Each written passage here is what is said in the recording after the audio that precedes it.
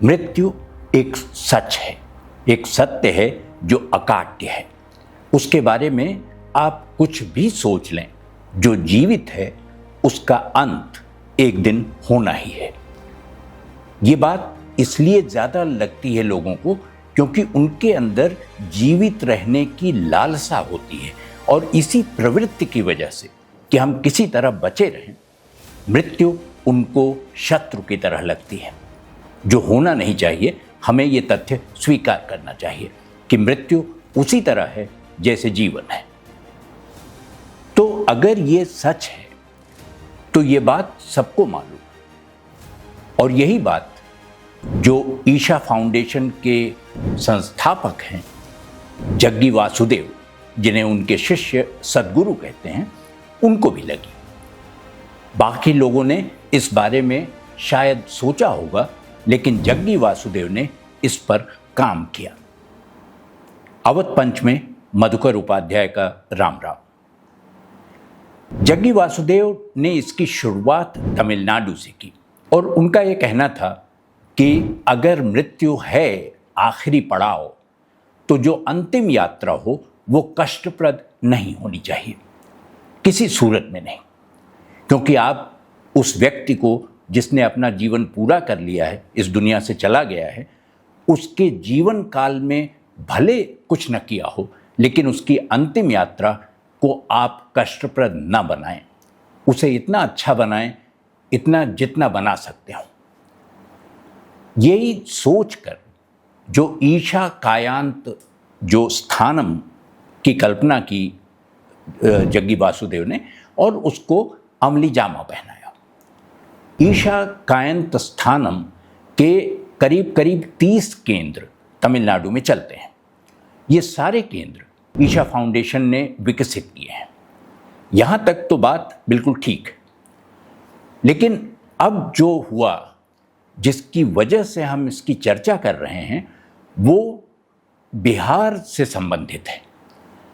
बिहार में ईशा फाउंडेशन को ऐसे ही एक स्थान के लिए, एक श्मशान के लिए, एक अंतिम स्थल या शवदाह गृह के लिए ज़मीन और उस पर बना हुआ भवन लगभग मुफ्त में दे दिया गया है। जो बिहार का स्मार्ट सिटी लिमिटेड फाउंडेशन जो संस्था है, उसने 90 करोड़ रुपए की लागत से अंतिम संस्कार स्थल विकसित किया और उसको मुफ्त में ईशा फाउंडेशन को दे दिया। उस जो मुफ्त में दिया उतने तक भी समस्या नहीं थी, लेकिन उसके साथ जो तमाम प्रावधान हैं उसमें ये भी है कि ईशा फाउंडेशन इस पर अंतिम संस्कार पर होने वाले खर्च का आकलन खुद करेगा और उसकी राशि वो तय कर सकता है। यानी ईशा फाउंडेशन को खुली छूट थी कि वो उसके लिए जितने पैसे लोगों से मांगना चाहे मांग ले। जो पटना में, चूँकि गंगा नदी के किनारे स्थित है वो शहर, तो बहुत सारे लोग दीघा में और दूसरी जगहों पर जो सरकारी शमशान गृह हैं वहाँ जाते रहे। ये उसके ठीक बगल में है, बांस घाट में। इस पूरी व्यवस्था को, और ये करीब 4.5 एकड़ में है, उस नदी के किनारे इतनी बड़ी जगह ईशा फाउंडेशन को सरकार ने, बिहार की सरकार ने लीज पर 10 साल के लिए दे दिया है ताकि वो उसका संचालन कर सकें और उससे जो आमदनी हो वो उनकी, क्योंकि ये राशि कितनी होगी ये तय करने का अधिकार भी ईशा फाउंडेशन का है। इसके संदर्भ में एक चीज़ समझना ज़रूरी है। ईशा फाउंडेशन ने जो राशि तय की वो कुल मिलाकर करीब करीब 6,000 रुपये बैठती है, और जो बगल में सरकारी व्यवस्था है, जो सरकारी सुविधा है, वहाँ अंतिम संस्कार 300 रुपये में होता है। यानी ये 20 गुना अधिक है। तो क्या ईशा फाउंडेशन का जो अंतिम संस्कार स्थल है वो सिर्फ उन लोगों के लिए है जिनके पास पैसे हैं, उन लोगों के लिए है जिनको इस तरह की सुविधा प्राप्त करने के लिए, जहाँ एसी कमरे भी हों और तालाब हों, पानी हो, उसमें पेड़ हों, तमाम दुकानें हों, कैंटीन हो, इस तरह की व्यवस्था के लिए क्या ये व्यवस्था, इसका अधिकार केवल उन लोगों को है जिनके पास पैसे हैं, और जिनके पास नहीं है वो क्या करें? तमिलनाडु में जब फाउंडेशन ने, सद्गुरु ने ये शुरू किया था तो स्पष्ट कर दिया था कि जो गरीबी की रेखा के नीचे रहने वाले लोग हैं उनसे, उनके अंतिम संस्कार के लिए उनके परिजनों से कोई पैसा नहीं लिया जाएगा। लेकिन ये बात बिहार में उस तरह स्पष्ट नहीं की गई है। यानी अब जो मृत्यु है उसमें भी भेदभाव है। आप अमीर हैं तो आपकी मृत्यु, आपका अंतिम संस्कार दूसरी तरह होगा, और अगर आप गरीब हैं तो दूसरी तरह। एक बड़े लेखक हैं और एक संस्था है, उसके निदेशक हैं विपुल मुद्गल। विपुल मुद्गल ने एक किताब लिखी जिसमें उन्होंने एक बहुत बड़ा अध्याय लिखा बिहार के बारे में, और उसका शीर्षक दिया बिहार प्लैनेट। यानी बिहार कोई राज्य नहीं है, उनके हिसाब से बिहार एक ग्रह है, अपने आप में बिल्कुल अलग, जिसका दूसरे किसी ग्रह से कोई संबंध नहीं है। वो भारत का हिस्सा ज़रूर है लेकिन अलग ग्रह भी है। अगर आपको समझना हो कि ये अंतर कितना है 300 रुपये और 6000 रुपये में, तो किताब का वो अंश पढ़ने लायक होगा जहाँ अमर्त्य सेन, जहाँ बहुत सारे दूसरे जैसे पनगड़िया हैं और नंदन नीलेकनी हैं, इन सब ने लिखा कि बिहार अगर देश होता तो दुनिया का 12वां सबसे बड़ा देश होता, और अगर वो देश होता तो गरीब देशों की जो लिस्ट बनाई जाती और जिसमें विपन्न लोग रहते हों तो उस सूची में उसका नाम आखिरी होता। 80% से ज़्यादा लोग उस किताब के हिसाब से जो विपुल मुद्गल ने लिखी है, इस रेखा से कि वो गरीब हैं कि नहीं हैं, नीचे आते हैं। अब आप उस 300 और 6000 का अंतर समझने की कोशिश करिए। सवाल ये नहीं है कि अंतिम संस्कार में आप जो व्यक्ति चला गया उसकी काया को कोई कष्ट होगा, क्योंकि वो अब भाव शून्य है, विचार शून्य है, मस्तिष्क उसका काम नहीं करता है, शरीर का कोई अंग काम नहीं करता है, तो उसके ऊपर इस बात का कोई फर्क नहीं पड़ेगा कि उसके साथ कैसा व्यवहार किया गया। फर्क किसको पड़ता है? फर्क उसे पड़ता है जो उसके परिजन हैं, जो उसके साथी रहे हैं, जो उनके सुख दुख में साथ खड़े रहे हैं। व्यवस्था जो की गई है वो मृतक के लिए नहीं है, मृतक के परिवार के लोगों के लिए है, उनके संबंधियों के लिए है, दोस्तों मित्रों के लिए है।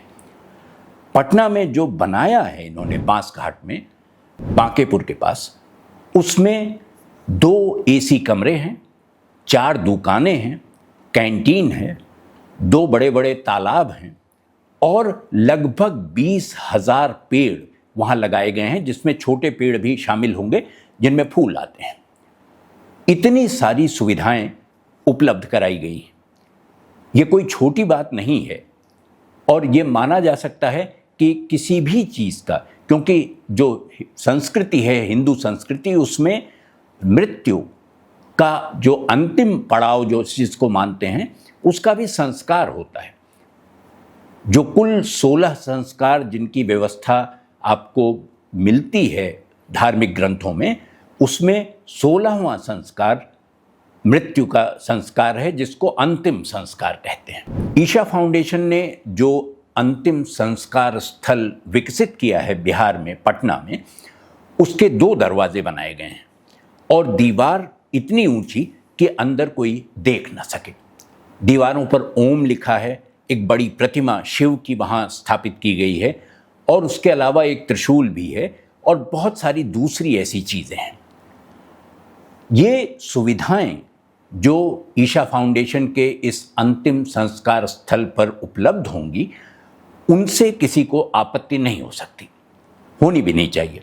लेकिन सवाल अपनी जगह कायम रहेगा कि ये सुविधा क्या सिर्फ उनके लिए है जिनके पास पैसा है, और अगर नहीं है तो ईशा फाउंडेशन के एक कर्मचारी वहीं थे और उन्होंने बताया कि जग्गी वासुदेव यानी सद्गुरु शुक्रवार को यानी आज पटना पहुंच रहे हैं और 28 जून तक वहीं रहेंगे।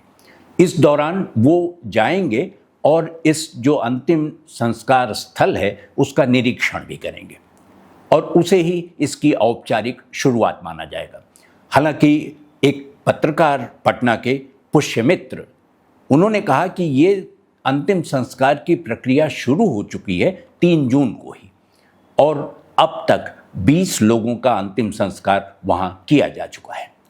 पुष्यमित्र भी ये लगता है उनको कि आपत्तिजनक बात अंतिम संस्कार स्थल नहीं है बल्कि उसकी धनराशि है जिस पर जितना खर्च आता है उसका कोई ठीक कारण ईशा फाउंडेशन नहीं बता पाता, सिवाय इसके कि वो लोगों को वहाँ नौकरी दी है, उनके रहने की व्यवस्था की है और उनकी तनख्वाह भी इसी से जाती है। आपने अब तक स्कूलों के प्राइवेटाइजेशन के बारे में सुना होगा, अस्पतालों के प्राइवेटाइजेशन के बारे में सुना होगा, कंपनियों के प्राइवेटाइजेशन के बारे में सुना होगा, रेलवे के प्राइवेटाइजेशन की चर्चा तो आपने खूब सुनी होगी, लेकिन अंतिम संस्कार का जो स्थल है वो निजी हाथ को दे दिया जाए, ये आपने शायद ही सुना होगा।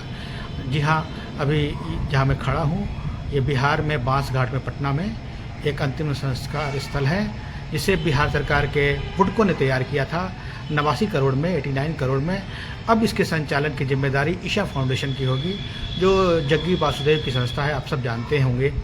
तो अब इसका संचालन ये संस्था करेगी और ये बहुत ही वीआईपी किस्म का अंतिम संस्कार स्थल है। यहाँ आप अगर आप अपने परिजन के या किसी भी व्यक्ति के अंतिम संस्कार के लिए आते हैं तो आपके लिए एसी वेटिंग रूम है और आधुनिक सारी सुविधाएं हैं। इसके चार्ज के बारे में आपको जान के हैरत होगी, 3500 रुपये यहाँ चार्ज लगेगा, जबकि आप किसी दूसरी जगह बगल में ही अगर जाएँ सरकारी में तो 300 रुपये लगेंगे। तो चार्ज ज़्यादा है, सुविधाएं ज़्यादा है, एक निजी हाथों में दिया हुआ अंतिम संस्कार स्थल है। पुष्यमित्र का सवाल बिल्कुल साफ है, ये खर्चा लोग क्यों उठाएं और इतना बोझ उन पर क्यों डाला जाए। फाउंडेशन के कर्मचारी ने बताया कि इस पर पूरा खर्चा जो एक व्यक्ति के अंतिम संस्कार पर आएगा वो सिर्फ 3,500 रुपये है, लेकिन इसके अलावा उस व्यक्ति के परिवार को 2,000 रुपये लकड़ी के लिए देने होंगे या उससे ज़्यादा भी, और ये उस पर निर्भर करता है कि आप किस तरह की लकड़ी का प्रयोग करना चाहते हैं। इसके अलावा 1,000 रुपये पंडित और नाई और अन्य लोगों को देने होंगे, यानी कुल मिलाकर ये राशि 6,000 रुपये से ऊपर चली जाएगी।